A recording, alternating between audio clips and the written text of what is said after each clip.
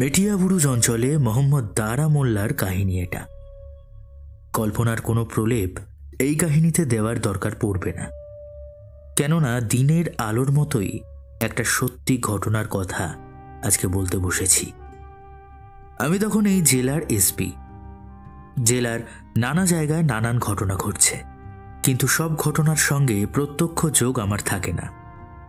কিন্তু দারা মোল্লা যে রহস্যজনক ঘটনা ঘটিয়েছিল সেটা আজও আমার স্মৃতিতে টাটকা। এই দারা মোল্লা মেটিয়াবুরুজ অঞ্চলের একজন গার্মেন্ট ব্যবসায়ী। নিজের বাড়ি সংলগ্ন কারখানা আছে, যেখানে বেশ কিছু কারিগর দিয়ে পোশাক আশাক বানায় সে। তাছাড়া হাটে স্টলও আছে, সেখানে সেসব বিক্রি করে। বেশ পয়সা করিও আছে দারার। তার বাড়ি মেটিয়াবুরুজের মাছের পাড়ায়। মেটিয়াবুরুজে রেডিমেড পোশাক তৈরির কারখানা যেমন যত্রতত্র ছড়ানো, তেমনি বেচাকেনার হাটও ছড়িয়ে ছিটিয়ে রয়েছে। কারখানাগুলি বাড়ি সংলগ্ন, কিন্তু হাটগুলো বড় রাস্তার ওপর। হাজিরতন, বটতলা, কানখলি, পানিকল, কারবালা, রাজাবাগান এই সমস্ত এলাকায় এই শিল্পের বিস্তার। এই শিল্পের অনুসারী দোকানও জমজমাট। ছোট বড় মাঝারি ওস্তাগার যেমন আছেন, তেমনি তার কারিগররাও আছে। পশ্চিমবঙ্গের নানান জেলা থেকে আসা কারিগররা এখানে রুজি রোজগার করেন। ঘিঞ্জি পরিবেশ। বুধবার আরও জমজমাট, কেননা সেদিন হাটবার। মূল রাস্তা গাড়ি ঘোড়া লোকজনে ভর্তি থাকে। কাজের সূত্রে এই এলাকার সঙ্গে আমার পরিচয় অল্প বিস্তর আছে। নানা কাজে গিয়ে থাকি। এখানকার আইসি অশোক গুহ, দক্ষ পুলিশ অফিসার তিনি। এবারের কাহিনী এই অঞ্চল নিয়ে। হাটের দিন দূর দূরান্তের ব্যবসায়ীরা এ এলাকায় আসেন পোশাক কিনতে। পশ্চিমবঙ্গের নানা জেলা থেকে তো আসেনি, সেই সঙ্গে পশ্চিমবঙ্গের বাইরে থেকেও ব্যবসায়ীরা ভিড় করেন, কিনে নিয়ে যান পোশাক। লেনদেনের সঙ্গে সঙ্গে অন্য প্রদেশের ব্যবসায়ীদের মেটিয়াবুরুজের ব্যবসায়ীদের বন্ধুত্ব ও খাতির ভালো জমে। হয়তো দেখা গেল কোনো কোনো ব্যবসায়ী যত টাকার মাল কিনবে বলে মনে করেছিল, তা কিনতে না পেরে বাকি টাকাটা ফিরিয়ে না দিয়ে এখানকার বিশ্বস্ত ব্যবসায়ীদের কাছে গচ্ছিত রেখে গেল। বহু বছর ব্যবসা করেছেন, জানাশোনা বহুদিনের, ফলে কোনো রকম দোটানা কাজ করত না। পরে ফিরিয়ে নিতে পারতেন টাকাটা। ব্যবসা ক্ষেত্রে এই সুসম্পর্ক গড়ে উঠত। এমনই 5 জন ব্যবসায়ী যাদের বাড়ি লুধিয়ানা ও জলন্ধরে, তাঁরা তাদের 15,10,000 টাকা গচ্ছিত রেখে দিয়েছিলেন মোহাম্মদ দারা মোল্লার কাছে। আগেও রেখেছেন এবং টাকা ফেরতও পেয়েছেন। 20 বছরের লেনদেন, জানাশোনা, বন্ধুত্ব। ব্যবসার সততা ও বিশ্বাস বলে একটা জিনিস আছে। 5 জন ব্যবসায়ী সেটা বিশ্বাস করতেন। হাটবারে সেই 5 জন ব্যবসায়ী আসবেন, সেই মতো টাকাটা হাটে নিয়ে আসার কথা দারার। ব্যবসায়ীদের ফিরিয়ে দিতে হবে, তেমনটা করতেই অভ্যস্ত দারা।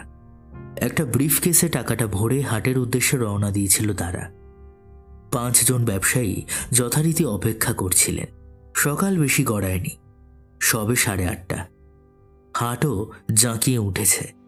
হাটে ও হাটের বাইরে লোক গিজগিজ করছে। রাস্তাতেও লোকজনের ভিড়। ব্যস্ত মহল্লা। প্রতি হাটবারে এমনই চিত্র হয়ে ওঠে। দারার বাড়ি কাছাকাছি। পায়ে হেঁটে ব্রিফকেস হাতে নিয়ে আসছিল। সবাই কাজে ব্যস্ত।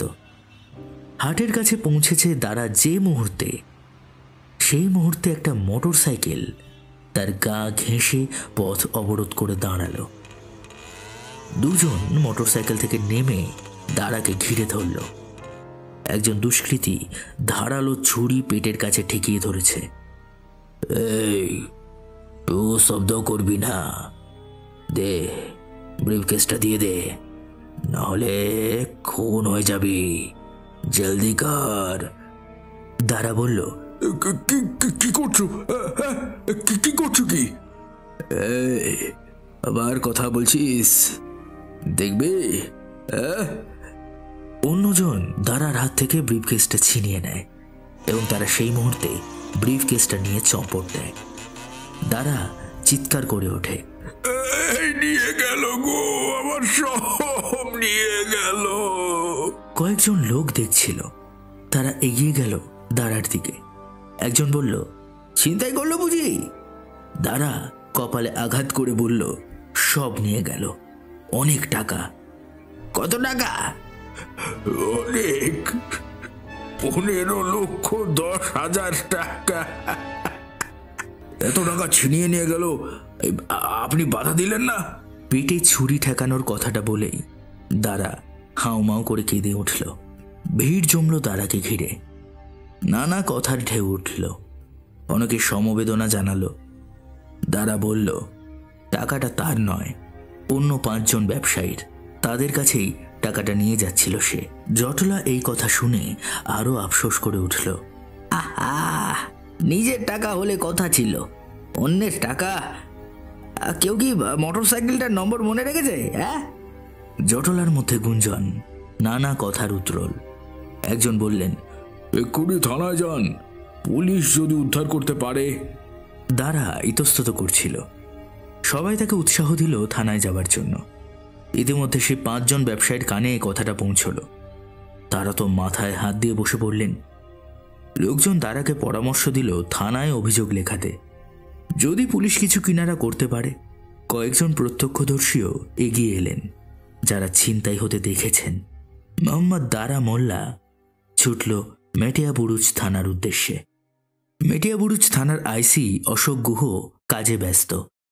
এলাকায় কত রকমের সমস্যা, নতুন করে অভিযোগকারীরা আসছেন, ডায়েরি লেখাচ্ছেন। সে কাজে অবশ্য অন্য অফিসাররাও তাকে সাহায্য করছেন। কর্মী একজন এসে বললেন, এখানে হাটে ছিনতাই হয়েছে, অভিযোগকারী এসেছেন, দেখা করতে চান। আইসি অন্য অভিযোগকারীদের দেখছেন। তিনি তাকে অপেক্ষা করতে বললেন। ছিনতাই হবার ঘটনা ঘটেই, এবং প্রকাশ্য দিবালোকেই ঘটে। হতেই পারে, নতুন কি, কথা শুনে বোঝা যাবে। তো আইসি ডাকলেন ভদ্রলোককে, সঙ্গে কয়েকজন এসেওছেন। মাঝবয়সী মোটা ধরনের চেহারা। আইসি জিজ্ঞেস করলেন, আপনার ছিনতাই হয়েছে? হ্যাঁ স্যার। কখন? একটু আগে, আধ ঘন্টাও হয়নি। আচ্ছা, কত টাকা? অনেক টাকা। তাও কত?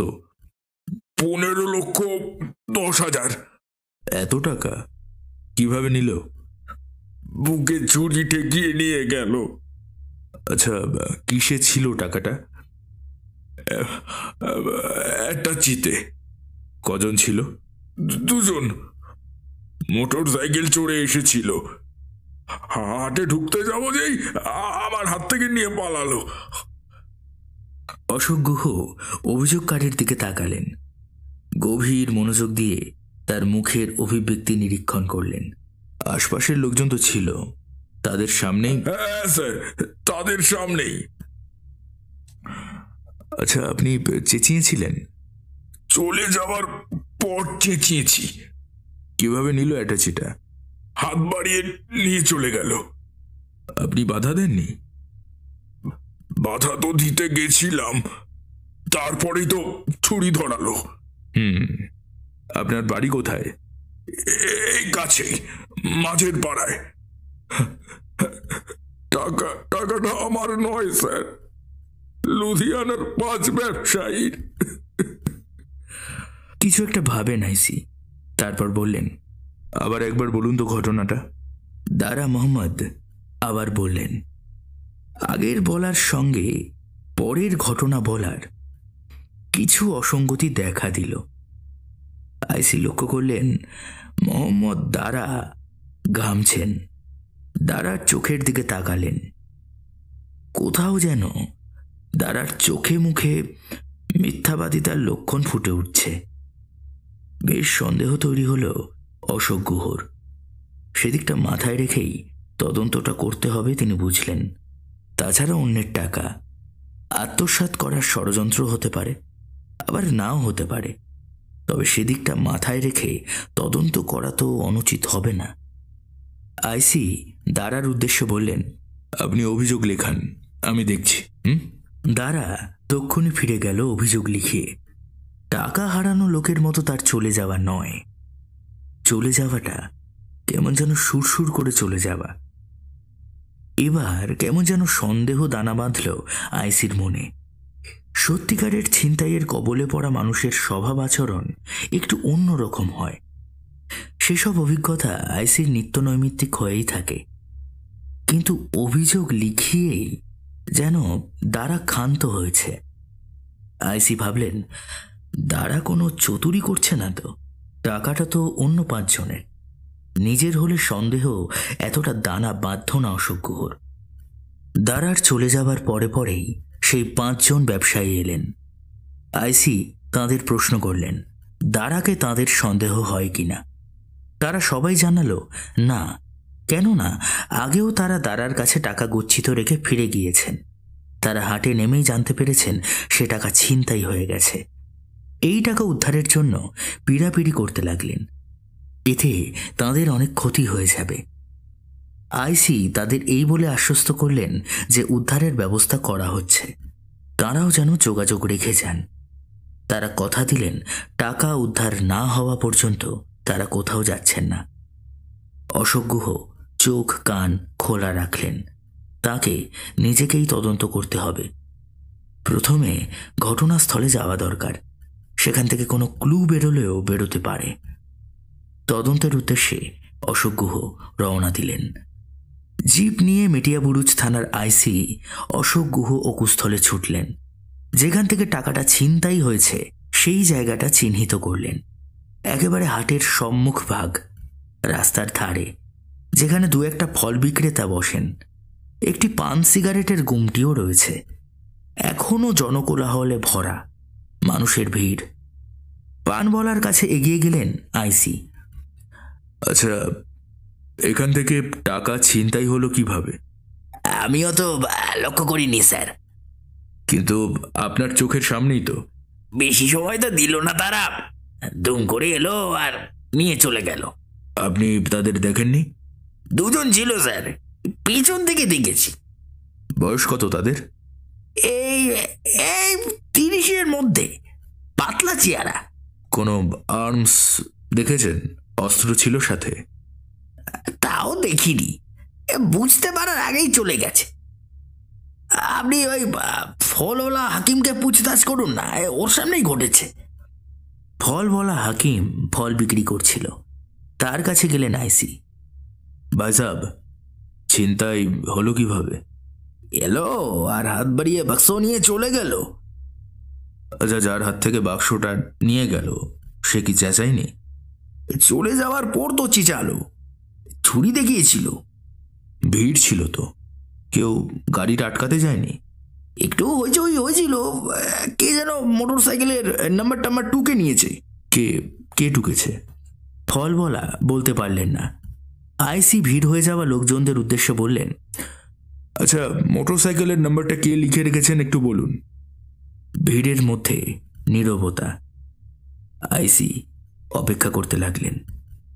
একটা নিরীহ লোকের টাকা উদ্ধার হতে পারে, বলুন। তাছাড়া ছিনতাইকারীরা পার পেয়ে গেলে আপনার টাকা যে ছিনতাই করবে না সেটাকে বলতে পারে। তাদের ধরতে পারলেই তো উচিত শাস্তি হবে, তাই না? ভিড় চুপচাপ, কেউ মুখ খুলছে না। একসময় ভিড় ঠেলে একটি অল্প বয়সী ছেলেকে এগিয়ে আসতে দেখা গেল। তার হাতে একটা চিরকুট, তাতে লেখা মোটরসাইকেলের নাম্বার। চিরকুটটা নিয়ে আইসি বললেন, তুমি দেখেছিলে ছিনতাই হতে? হ্যাঁ স্যার, সঙ্গে সঙ্গে নাম্বারটা টুকে নি। সাবাস, এই তো, এরকমই চাই। পিঠ চাপড়ে বাহবা জানালেন আইসি ছেলেটিকে।